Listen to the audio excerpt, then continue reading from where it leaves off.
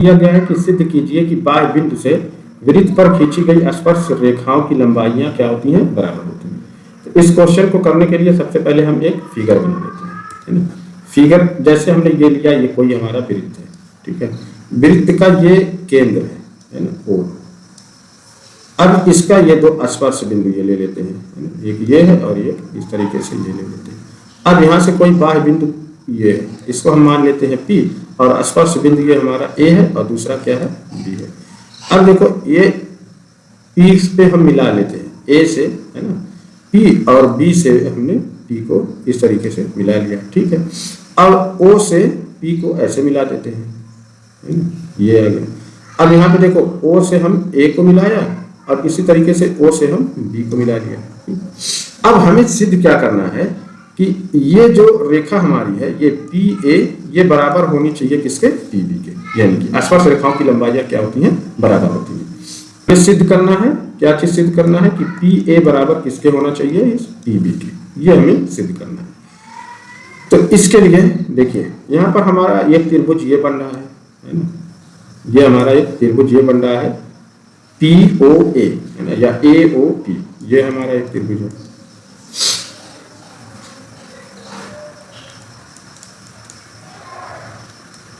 तो ये देखिए बेटा, ये एक त्रिभुज बन रहा है, दूसरा ये त्रिभुज बन रहा है। इन दोनों त्रिभुज को लेकर के हम क्या करते हैं, इस क्वेश्चन को सॉल्व करने की, हल करने की कोशिश करते हैं। तो पहला हमारा त्रिभुज है OAP, तो हम यहाँ पर लेते हैं कि त्रिभुज OAP और त्रिभुज दूसरा है OBP, ये ले लेते हैं OBP में।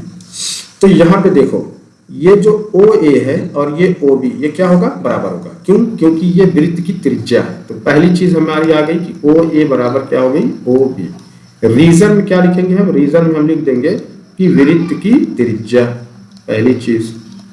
दूसरा देखो, अब इन दोनों त्रिभुज में ये जो रेखा है ये वाली, ये बीच वाली जो है OP, ये इस त्रिभुज में भी आ रही है और इसमें भी आ रही है। तो ये हमारी क्या हो जाती है, कॉमन हो जाती है, उभयनिष्ठ।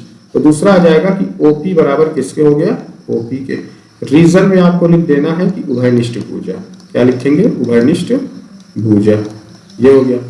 अब तीसरी कंडीशन हमें ये, अब यहाँ पे देखो वृत्त के स्पर्श बिंदु A और दूसरा बिंदु क्या है, B, है ना। इस पे जो स्पर्श बिंदु पर जो एंगल बनता है, जो कोण बनता है, वो कितने का होता है, वो 90 डिग्री का होता है ना, 90 अंश का होता है।